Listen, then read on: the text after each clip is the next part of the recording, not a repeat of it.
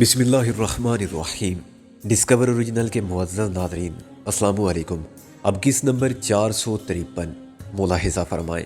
میں اور محسن ہنستے ہوئے آگے چل پڑے۔ پھر ایک جگہ ہم نے اپنے اپنے راستے پر الگ جانے کا فیصلہ کیا۔ واقی ٹاکی بہت کارآمد ثابت ہوا۔ میں اور محسن اطمینان سے باتیں کرتے رہے۔ کسی بھی جگہ ہمارے درمیان یہ فاصلہ 1 کلومیٹر سے زیادہ نہیں ہوا۔ میری نظر درگاہ کے قرب و جوار میں ہر شخص پر تھی۔ رات کے ساتھ ساتھ رونق کم ہوتی جا رہی تھی اور درگاہ سے نکلنے والے لوگ بہت کم رہ گئے تھے۔ مجھے بالکل اندازہ نہیں ہوا کہ ان دو افراد نے کہاں سے اور کب میرا تعاقب شروع کیا۔ وہ تو اچانک میرے دائیں بائیں آ گئے اور پھر مجھ سے قدم ملا کے چلنے لگے۔ ان میں سے ایک کو میں نے فوراً پہچان لیا، یہ انہی میں سے ایک تھا جو مجھے اور غالب کو اغوا کر کے لے جانا چاہتے تھے۔ ان میں سے ایک مارا گیا تھا اور دوسرا ہم سے وعدہ کر کے بھاگ گیا تھا کہ وہ کسی سے کچھ نہیں کہے گا، لیکن باقی دو اس کے مقابلے میں اپنے آقا سے زیادہ وفادار ثابت ہوئے تھے۔ تم پھر آ گئے؟ میں نے خود کو پرسکون رکھتے ہوئے کہا۔ ہاں، ابھی سیدھے چلتے جاؤ۔ ایک نے میری پسلیوں کے ساتھ ریوالور لگا کے کہا۔ تم نہیں جاؤ گے تو تمہاری جان جائے گی۔ کیا یہ بات تم نے آج ہی صبح نہیں کہی تھی؟ میں نے کہا۔ مگر جان میری نہیں، تمہارے بینڈ ماسٹر کی گئی۔ تمہارا کیا خیال تھا کہ ہم اتنی آسانی سے چھوڑ دیں گے تمہیں؟ دوسرے نے بھی ریوالور کو دبا کے کہا۔ میں نے نفی میں سر ہلایا۔ نہیں، کچھ لوگ آسان موت قبول نہیں کرتے۔ میری اطمینان کی وجہ ایک تو یہی تھی کہ ریوالور سے مسلح ہونے کے باوجود میرے حریف پورے اعتماد نہیں تھے۔ ان میں سے ایک کی بہادری میں دیکھ چکا تھا۔ نیا چہرہ اپنی بدماشی کا اشتہار دینے میں کامیاب ضرور تھا، لیکن وہ ایک ہی جیسے تھے۔ وہ سب اتنے خطرناک بدماش نہیں تھے جتنا خود کو ظاہر کرتے تھے۔ زیادہ بھروسہ مجھے اس واقی ٹاکی پر تھا جو میری شرٹ کی اوپری جیب میں تھا۔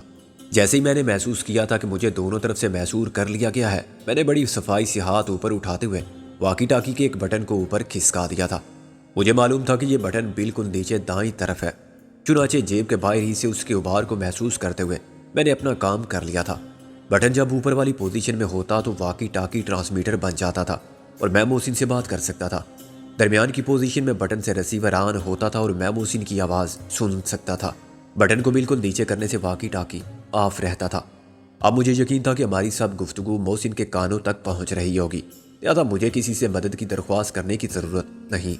محسن فوراً غالب اور نادو کو بتا دے گا کہ میں گرفتار ہوں اور وہ میرے کچھ کرنے سے پہلے ہی ان دونوں دلاوروں کو گھیر لیں گے جو ریوالور کی طاقت سے مجھ پر فتح حاصل کر کے بہت اکڑ رہے تھے۔ خالی ہاتھوں سے بھی میں ان کی فتح کو شکست میں بدلنے پر قادر تھا، لیکن میں نے خطرہ مول لینا بے سوز سمجھا۔ سیدھے کہاں چلے جا رہے ہو؟ دائیں طرف والے نے مجھے ڈانٹ کر کہا۔ ادھر چلو، آدمی کو سیدھے راستے پر چلنے کی ضرور کوشش کرنی چاہیے۔ میں نے کہا، ویسے تم کہو تو میں ٹیڑھا ترچھا چل کے بھی دکھا سکتا ہوں، لگڑ بگڑ کی طرح ایسے، اور شرابی کی طرح جھومتا ہوا ایسے۔ بس بس، ہم تمہارا اسکرین ٹیسٹ نہیں لینے آئے، دوسرے نے درست لہجے میں کہا۔ میری چال کے عملی مظاہرے نے انہیں پریشان کر دیا تھا۔ مجھے معلوم ہے کہ تم مجھے لینے آئے ہو، لیکن اتنا تو بتا دو کہ آئے کیسے ہو؟ میں نے کہا، مطلب یہ نہیں کہ پیدل آئے ہو یا ٹیکسی میں، اونٹ کی چوٹی پر بیٹھ کر یا کتا گاڑی میں۔ پوچھنا یہ تھا کہ میرا پتہ کس نے بتا دیا تم کو؟ ہم صورت سے شاید بے وقوف نظر آتے ہیں، شاید کیا یقیناً نظر آتے ہو، میں نے کہا، لیکن تم جیسے عقل مند ہم سے نہیں بچ سکتے۔ دائیں طرف والے نے بگڑ کر کہا، تم کہیں بھی چلے جاؤ، ہم تمہیں تلاش کر لیں گے۔ کیا تم مجھے چیلنج کر رہے ہو؟ میں نے کہا، اگر ایسا ہے تو ایک موقع دے کر دیکھو۔ بائیں ہاتھ پر چلنے والے نے ریوالور کی نال کو میری پسلیوں میں دبا کے مجھے ایک گالی دی۔ میں چلایا، ادھر میرا دل ہے، دل ٹوٹ جائے گا تو، اور چلتے چلتے رک گیا۔ مجھے اب تھوڑی سی تشویش لاحق ہونے لگی تھی۔ ہم آبادی سے دور آ چکے تھے اور ساحل کے اس حصے میں تاریکی تھی۔ ابھی تک میری مدد کے لیے کوئی نہیں پہنچا تھا، حالانکہ میری گفتگو سن لینے کے بعد صورتحال کی وضاحت خود ہی ہو جاتی تھی۔ پھر مجھے ایک اور خیال آیا کہ محسن بھی مجھ سے بات نہ کر رہا ہو۔ بیک وقت دونوں بات کرنے کی کوشش کریں گے تو نہ وہ میری آواز سن سکے گا اور نہ میں اس کی سنوں گا۔ واقی ٹاکی میں ون وے ٹریفک چلتی ہے، پہلے بات سن لیں پھر جواب دیں، پھر بٹن دبا کے اپنی آواز بند کریں اور دوسرے کی آواز کو آنے دیں۔ اس خیال کے آتے ہی میں مستعد ہو گیا۔ اب جو کچھ کرنا تھا مجھے خود ہی کرنا تھا۔ اگر میں واقی ٹاکی پر محسن کی آواز سنتا تو پہلے تو مجھے اس کو آن کرنا پڑتا۔ واقی ٹاکی میری جیب میں تھا اور میں ہاتھ نیچے لے جاتا تو وہ دونوں یہ سمجھتے کہ میں ریوالور نکالنا چاہتا ہوں، پھر مجھ سے واقی ٹاکی بھی چھین لیا جاتا اور شاید وہ فیصلہ کر لیتے کہ مجرم زیر حراست کی جامع تلاشی کی رسمی کارروائی بلا تاخیر پوری کی جائے۔ اس کا نتیجہ ریوالور، پاسپورٹ، نقد رقم سے محرومی کی صورت میں برآمد ہوتا اس اجنبی سرزمین پر جہاں سب نا آشنا اور دشمن چہرے تھے، میں بھی تہی دست رہ جاتا تو کہیں کا نہ رہتا۔ یہ سب سوچ کے میں نے ان دونوں سے وہی نمٹ لینے کا فیصلہ کیا جہاں آگے پیچھے نہ ان کا کوئی مددگار نظر آتا تھا اور نہ کسی کی مداخلت کا اندیشہ تھا۔ میں چلتے چلتے ایک دم رک گیا۔ انہوں نے ایک ساتھ مجھے آگے دھکیلا، مگر میں اڑیل ٹٹو کی طرح قدم جمائے کھڑا رہا۔ میری ایک بات سن دو پہلے، میں نے کہا۔ جو کہنا ہے وہاں جا کے کہنا۔ ان میں سے ایک نے غرا کے کہا، یہاں میری بات سن لینے میں تمہارا فائدہ ہے۔ میں نے کہا، تم ہمارے فائدے کی نہیں اپنے نقصان کی فکر کرو۔ جب تک میں اپنی کہہ نہیں لوں گا یہاں سے نہیں لوں گا، میں نے کہا، اور زمین پر گر گیا۔ اس نے مشتعل ہو کے ریوالور اٹھایا اور میرے سر پر وار کرنے کی کوشش کی۔ جب اس نے دیکھا کہ میں ساکت لیٹا ہوا ہوں اور میری اس حرکت کا مقصد انہیں دھوکہ دے کر مقابلہ کرنا نہیں ہے، تو اس نے اپنا ہاتھ روک لیا۔ مجھے یقین تھا کہ وہ میرے قتل پر معمور نہیں کیے گئے ہیں۔ قتل کرنا ہوتا تو وہ مجھے اتنی مہلت بھی کیوں دیتے؟ وہ اپنا کام ختم کر کے جا چکے ہوتے۔ انہیں حکم دیا گیا تھا کہ مجھے زندہ گرفتار کر کے پیش کرے۔ میں 3 تک گنوں گا، اس نے سپاٹ لہجے میں کہا۔ ابھی تک میں نے بالکل مزاحمت نہیں کی ہے، میں نے کہا۔ 1، اور میرا خیال ہے کہ جو بھی مجھ سے ملنا چاہتا ہے وہ میری لاش سے ملاقات کر کے خوش نہیں ہو سکتا، میں نے کہا۔ 2، اس نے خاصے وقفے کے بعد کہا۔ آخر تم اتنا ڈرتے کیوں ہو؟ ایک بات سن لینے میں کیا حرج ہے؟ ماننا نہ ماننا تمہارے اختیار میں ہے، میں نے کہا۔ اس کے دوسرے ساتھی نے تائید میں سر ہلایا۔ سن لے یار اس کی بھی۔ پھر وہ مجھ سے مخاطب ہوا، لمبی بات مت کرنا اور چالاک بننے کی کوشش تو بالکل مت کرنا۔ 1 منٹ میں کہہ دے جو کچھ کہنا ہے۔ 3 تک گننے والے نے گویا مجھے عطا کی جانے والی مہلت بڑھا دی۔ تم کو اس کا جتنا معاوضہ ملے گا میں اسے 2 گنا دے سکتا ہوں، میں نے لیٹے لیٹے کہا۔ بس یا اور کچھ؟ وہ پرتمسخر انداز میں بولا۔ 3 گنا کے بارے میں کیا خیال ہے؟ میں نے کہا۔ دیکھو یہ ٹھیک ہے کہ باس تم سے ملنا چاہتا ہے۔ باس؟ یہاں بھی کوئی باس ہے؟ میں نے اپنے سر پر ہاتھ مار کے کہا۔ ہر جگہ ایک باس پیدا ہو جاتا ہے، کون ہے آخر یہ باس؟ تمہارا باپ، وہ مشتعل ہو کے بولا۔ اس نے صاف کہا تھا کہ وہ ساتھ آنے پر رضامند نہ ہو تو اسے گولی مار دینا، اپنی جان کو خطرے میں مت ڈالنا۔ سمجھ میں آ گئی ہے یہ بات یا نہیں؟ میں معاوضے کی رقم کا 5 گنا دینے کو تیار ہوں، میں نے کہا۔ تم کچھ بھی کہہ سکتے ہو، مثلا یہ کہ پولیس آ گئی تھی یا وہ جل دے کر غائب ہو گیا، حاجی علی کے مزار میں داخل ہوا اور واپس نہیں آیا، شاید کسی عورت کے برقعے میں گھس کے نکل گیا۔ یہ 5، 10 یا 100 گنا معاوضے کی بات نہیں ہے، دوسرے شخص نے کہا جو نسبتاً معقولیت پسند تھا۔ پھر کیا بات ہے؟ جو ذمہ داری ہم قبول کر لیتے ہیں وہ پوری کرتے ہیں، نہ کریں تو ہمارا اعتبار اٹھ جائے گا اور ہمارا دھندا چوپٹ ہو جائے گا۔ باس کوئی بھی ہو اتنا بے وقوف نہیں ہوتا کہ اتنی آسانی سے چکر میں آ جائے۔ پھر تم مجھے اسی جگہ گولی مار دو، مجھے کیا ضرورت ہے تمہارے ساتھ جانے اور باس کے ہاتھوں قتل ہونے کی؟ میں نے کہا۔ یہ ہو سکتا ہے کہ باس تمہیں قتل نہ کرے، اس کا مقصد قتل کرانا ہوتا تو ہماری خدمات حاصل نہ کرتا، کسی اور کو بھیجتا اور وہ تم کو گولی مار کے فرار ہو جاتے، تمہیں پتہ بھی نہ چلتا کس ہجوم میں سے کس نے فائر کیا تھا۔ وہ مجھے سمجھاتے ہوئے بولا، مت اپنا وقت ضائع کر۔ پہلے والے نے برہمی سے کہا، یہ لاتوں کا بھوت ہے، اس نے میری پسلیوں میں اپنے بوٹ سے ٹھوکر ماری، اٹھ تیری تو۔ محسن کی طرف سے مایوس ہو جانے کے بعد میں ایسے ہی کسی موقع کے انتظار میں تھا جب میں ان دونوں کو ایک ساتھ ٹھکانے لگا سکوں۔ پسلیوں میں پڑنے والی ضرب بڑی شدید تھی، سینے میں دل تک اتر جانے والے درد کی ٹیس نے ذرا سی دیر کے لیے مجھے مفلوج کر دیا۔ پھر میرا جسم مدافعت کے لیے متحرک ہوا۔ میں نے بوٹ سمیت اس کے پنجے کو اپنے ہاتھوں کی گرفت میں لے کر جھٹکا دیا۔ وہ اپنا توازن برقرار نہ رکھ سکا، سنبھلنے کی کوشش میں وہ ہاتھ پھیلا کے پیچھے گرا۔ اسی جھٹکے کے ساتھ میں نے اٹھنے کی کوشش کی، لیکن اس کا دوسرا ساتھی زیادہ مستعد تھا، اس نے اوپر سے مجھے دبوچ لیا۔ اس ایک لمحے پر میری گرفت بہت بھرپور تھی اور عام حالات میں میرے لیے ان دونوں سے نمٹنا بائیں ہاتھ کا کھیل تھا۔ میں اوپر آ جانے والے کی گردن کو دونوں ہاتھوں سے مروڑ دیتا اور اسے گھما کے دوسرے شخص پر مارتا۔ میرے 2 ہاتھ اور 2 پیر ایک ریوالور کی گولی کے سامنے یقیناً کچھ نہیں کر سکتے تھے، مگر اب صورتحال ایسی پیدا ہو گئی تھی کہ وہ دونوں ریوالور استعمال کرنے سے قاصر تھے۔ لیکن ایک جذباتی رد عمل نے اس لمحے پر میری گرفت ختم کر دی۔ میری قوت فیصلہ اور اپنی توجہ کو مرتکز رکھنے کی صلاحیت یک لخت مفلوج ہو گئی۔ پھر سب کچھ اتنا اچانک اور غیر متوقع طور پر ہوا کہ میری یقینی فتح میری شکست میں بدل گئی۔ اس میں قصور میرا نہیں، رابعہ کا تھا۔ جیسے دوسرا شخص مجھے دبوچنے کے لیے میرے اوپر گرا، اس کے جسم یا ہاتھ کی رگڑ سے واقی ٹاکی کا وہ سوئچ چل گیا جسے میں نے خود اوپر کیا تھا۔ سوئچ بالکل نیچے آ گیا۔ واقی ٹاکی کا اسپیکر جاگ اٹھا اور میرے کانوں نے رابعہ کی آواز سنی، کب تک انتظار کرتے رہو گے؟ پھر محسن نے کہا، ایسی بھی کیا بے قراری، اس سے زیادہ میں نے کچھ نہیں سنا۔ رابعہ کی آواز سنتے ہی میرے ذہن کو جیسے ہزاروں وولٹ کی قوت کا برقی جھٹکا لگا۔ وہ صرف 4 الفاظ تھے، لیکن اس کی آواز میں اس طرح اشتیاق کے جذبات کی ساری مجبوری سمٹ آئی تھی، اور اس پر درد فرقت میں گرفتار میرے ترسے ہوئے پاگل دل کا تڑپ اٹھنا بھی ایک فطری سی بات تھی۔ جواب میں 4 لفظ محسن نے بھی کہے، مگر وہ ہوش کی کیفیت میں پہنچنے والی آخری آواز تھی جو میرے کانوں تک پہنچی۔ جدوجہد میں وہی غفلت کا ایک لمحہ تھا جب رابعہ کی آواز نے مجھے دنیا و مافیا سے بے خبر کر دیا تھا، اور اسی لمحے سے فائدہ اٹھاتے ہوئے دشمن نے مجھے زیر کر لیا تھا۔ میرے سر پر ریوالور کی ضرب پڑی اور میرے چاروں طرف پھیلا ہوا اندھیرا، سمندر کا شور، رابعہ کی آواز کے ساتھ ہی قائم ہو جانے والے تصورات کا سلسلہ، اس کی صورت کا نقش خیالی، حسرت دیدار کی خلش، سب بے وجود ہو گئے۔ ایک بار پھر میرے حواس بحال ہونے لگے تو اجنبی کرخت لہجے کی آوازوں کے شور میں گھنٹیوں کے مترنم سر الگ بولنے لگے۔ کب تک انتظار کرتے رہو گے؟ آخر کب تک؟ اتنی دیر تک بھائی محسن، اتنی دیر تو ہو گئی، تم بھی حد کرتے ہو۔ جواب کوئی نہیں ملتا تو چلو، یہاں کب تک انتظار کرتے رہو گے؟ میں ایک دم اٹھ بیٹھا۔ میں سر کے بال دوڑتا ہوا واپس جانا چاہتا تھا۔ رابعہ آ گئی تھی اور میری بدقسمتی کہ وہ مجھ سے نہیں ملی تھی۔ محسن اسے پریشان کر رہا تھا۔ اب ایسی بھی کیا بے قراری، وہ مسلسل مجھ سے رابطہ قائم کرنے کی کوشش میں مصروف تھی، مگر نہ اس کی آواز مجھ تک پہنچ رہی تھی اور نہ اسے میری طرف سے کوئی جواب مل رہا تھا۔ رابعہ کے اعصاب مزید انتظار کے متحمل نہیں ہو سکتے تھے۔ اسے ہجر کے صحرا میں صدیوں کا سفر اسی لمحے کے انتظار میں کیا تھا۔ وہ محسن کو کھینچ رہی تھی۔ چلو سکندر، آ ہی کیا ہے نا، ہم چلتے ہیں۔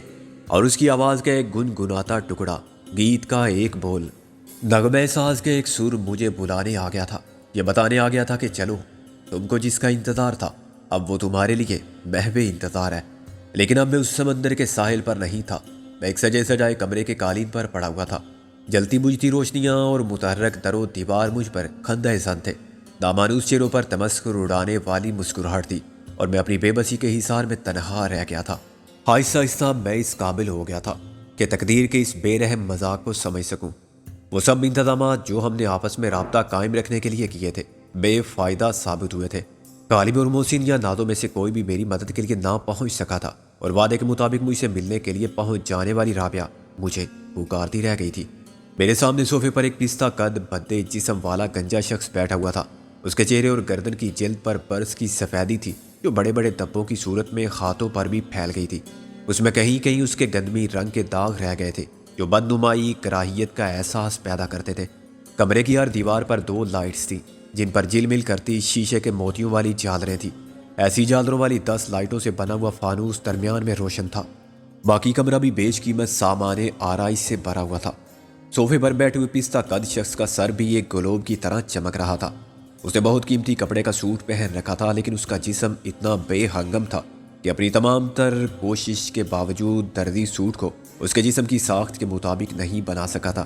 چنانچہ وہ سوٹ میں بھی کارٹون نظر آتا تھا۔ اس نے رات کے وقت بھی کالے رنگ کی اینک لگا رکھی تھی۔ صرف اس کی اکڑی ہوئی گردن کے خم اور ناک کی سم سے اندازہ ہوتا تھا کہ وہ مجھے ہی گھور رہا ہے۔ عین صوفے کے پیچھے وہ شخص ٹینشن کھڑا ہوا تھا جس نے مجھے 1 2 3 کر کے گولی مار دینے کا ارادہ ظاہر کیا تھا۔ اس کا دوسرا ساتھی مقابل کی دیوار سے لگا ہوا میرے پیچھے موجود تھا۔ 2 ایسے حکم کے غلام دائیں اور بائیں جانب بھی بادب باملاحظہ ہوشیار نظر آ رہے تھے۔ وہ سب خون خوار شکاری کتوں کی طرح اپنے آقا کے ایک اشارے کے منتظر تھے، اور شکار کو یعنی مجھے یہ تاثر دینے میں مصروف تھے کہ بس اب کوئی دم کی بات ہے، چنانچہ مجھے کلمہ شہادت ضرور پڑھ لینا چاہیے۔ بیٹھ جاؤ امیر چند ول دمڑی لال، برس کے مارے ہوئے باس نے اپنی بھاری مصنوعی آواز میں کہا۔ ہر چند کے میری ولدیت کے ساتھ مجھے مخاطب کرنے میں تمسخر کا انداز تھا، مگر اس کا لہجہ بے جان اور چہرہ سپاٹ تھا۔ میں نے محسوس کیا کہ لبوں کے سوا اس کے پورے ساکت وجود میں ذرا بھی جنبش نہیں ہوئی، اور وہ مجھے انسان سے زیادہ کوئی روبوٹ لگا۔ اس کے اور میرے درمیان سب گفتگو انگریزی میں ہوئی۔ میں چند قدم پیچھے ہٹ کے صوفے پر بیٹھ گیا۔ مجھے پہلے ہی معلوم ہو گیا تھا کہ تلاشی لینے والوں نے مجھے ریوالور، پاسپورٹ اور نقد رقم سے محروم کر دیا ہے۔ کمر سے لپٹی ہوئی بیلٹ حاصل کرنے کے لیے انہوں نے میرے کپڑے ضرور اتارے ہوں گے، تاہم یہ کپڑے مجھے پھر پہنا دیے گئے تھے۔ اس کا مطلب ہے کہ تم نے میرا پاسپورٹ دیکھ لیا ہے؟ میں نے سر کو تھوڑا سا جھٹک کے کہا۔ وہ سب جعلی کام ہے، روبوٹ نے کہا۔ جعلی تو مجھے تم بھی لگتے ہو، میں نے کہا۔ نیچے سے اوپر تک تمہاری یہ شخصیت جال سازی کا نمونہ ہے۔ اس نے کسی قسم کے رد عمل کا اظہار نہیں کیا۔ کس کے لیے کام کرتے ہو تم؟ میں نے درد کرتے ہوئے سر کو دونوں ہاتھوں سے دبا کے کہا، میں کسی کے باپ کا نوکر نہیں ہوں۔ اس نے مجھ سے اتفاق کیا، میرا بھی یہی خیال تھا۔ میں نے پہلے تمہیں کبھی نہیں دیکھا۔ میں نے خوش دلی سے کہا، کمال ہے، میں نے بھی پہلے تمہیں کبھی نہیں دیکھا، حالانکہ تم ہو دیکھنے کی چیز، تم ایک بہادر آدمی ہو۔ اس نے برا مانے بغیر اپنے انداز کی بے عزتی کو برقرار رکھتے ہوئے کہا، کیا یہاں مجھے بہادری کا کوئی میڈل دیا جائے گا؟ میرے لیے ایک کام کرو گے تم؟ اس کا لہجہ جذبات سے عاری رہا۔ وہ شخص اپنے ہر طرح کے رد عمل پر مکمل کنٹرول رکھتا تھا، چنانچہ میری انتہائی کوشش کے باوجود وہ ابھی تک مشتعل نہیں ہوا تھا۔ حکم کے غلام میری بدتمیزی پر ناخوش نظر آتے تھے مگر خاموش تھے۔ شاید وہ جانتے تھے کہ بعض کو دخل در معقولات پسند نہیں ہے۔ ان کی برہمی کا اندازہ صرف ان کی آنکھوں سے ہوتا تھا۔ ابھی تو میں کچھ نہیں کہہ سکتا، میں نے کہا، تمہارے سر پر بیٹھنے والی گستاخ مکھی کو بھی نہیں مار سکتا۔ جیسے چور کا ہاتھ داڑھی کے تنکے کی طرف بلا ارادہ کیا تھا، ایسے ہی اس کا ہاتھ اوپر نہیں اٹھا۔ میری توقع کے برعکس اس نے اپنے سر کی شفاف سطح پر پھسلنے والی مکھی تلاش نہیں کی۔ مکھیاں مارنے والوں کی تو ضرورت بھی نہیں ہے مجھے، میں کام کی بات کر رہا تھا۔ اس نے کہا، میرے لیے بات کرنا بھی مشکل ہو رہا ہے۔ میں نے کہا، ٹھیک ہے، ہم بعد میں بات کریں گے۔ اس نے کہا اور ہاتھ اٹھا کے چٹکی بجائی۔ ایک پوری دیوار پر پھسلا وہ سرخ ریشمی پردہ ہلا اور ایک لڑکی نازک سی سنہری ٹرالی کو بے آواز قدموں کے ساتھ دھکیلتی ہوئی اندر آ گئی۔ وہ خود بھی نازک اور سنہری سی تھی اور اس کے آدھے چہرے پر چھا جانے والے بال بھی سنہرے تھے۔ میں دل فریبی انداز نقش پا دیکھتا رہا۔ مجھے خرام ناز کے گل کترنے کا مفہوم آج میری سمجھ میں آیا۔ اس کے گلابی پاؤں قالین کے پھولوں پر یوں پڑے تھے جیسے اس کے قدموں میں قالین نہیں، گلاب کے تازہ پھولوں کا فرش ہے۔ ٹرالی کی حرکت بھی بالکل بے آواز تھی۔ یہ بڑا متاثر کن ڈرامائی منظر تھا۔ یوں لگتا تھا جیسے یہاں سب کچھ باز کے اشارے پر ہوتا ہے۔ جب اس نے چٹکی بجائی تھی تو یہ ناممکن تھا کہ اس کا مطلب کچھ اور سمجھا جاتا اور پردے کے پیچھے سے وہ لڑکی فوراً چائے کی ٹرالی کے ساتھ نمودار نہ ہوتی۔ حکم کے جو غلام بت بنے کھڑے ہوئے تھے وہ بھی اس کی مرضی کے بغیر نہ ہل سکتے تھے، نہ مسکرا سکتے تھے اور نہ کوئی اور بات کر سکتے تھے۔ وہ میری گستاخانہ بے تکلفی پر برہم تھے تو اپنی برہمی کا اظہار کرنے سے قاصر تھے۔ بلا اجازت وہ اپنی نیات بندی اور جان نثاری کا مظاہرہ بھی کرتے تو شاید یہ ان کا جرم شمار ہوتا۔ ایسا محسوس ہوتا تھا کہ باز کے اس قصر عالی شان میں عملاً پرندہ بھی اپنی مرضی سے پر نہیں مار سکتا۔ جو لوگ اس کے اشاروں پر چلتے تھے ان کا ہنسنا، رونا، کھانا پینا، یہاں تک کہ جینا مرنا بھی شاید ان سب کے لیے اپنے اختیار کی بات نہیں تھی۔ خود اس کا رویہ ناقابل یقین حد تک غیر جذباتی تھا۔ وہ کم سے کم الفاظ استعمال کرتا تھا اور کم سے کم حرکت کرتا تھا۔ مفہوم کچھ بھی ہو، اس کا لہجہ یکساں اور اس کی آواز اسی سطح پر رہتی تھی۔ پھر جو کچھ وہ کہتا تھا یوں کہتا تھا جیسے مستند ہے میرا فرمایا ہوا، جیسے اس کی ہر بات حرف آخر ہے جس میں نہ غلطی کی گنجائش ہے اور نہ اختلاف کی۔ مثلا جب اس نے کہا تھا کہ وہ سب جعلی کام ہے تو یہ گویا قطعی فیصلہ تھا کہ اس نے اپنی حاصل کردہ معلومات پر کامل یقین کے ساتھ کیا تھا، چنانچہ میرے انکار سے کوئی فرق نہیں پڑتا۔ اسی یقین کے ساتھ اس نے مان لیا تھا کہ میں کسی کے لیے کام نہیں کرتا کیونکہ اسے تفتیش کے نتائج موصول ہو گئے ہیں اور یہ ناممکن ہے کہ اسے کوئی بات معلوم نہ ہو۔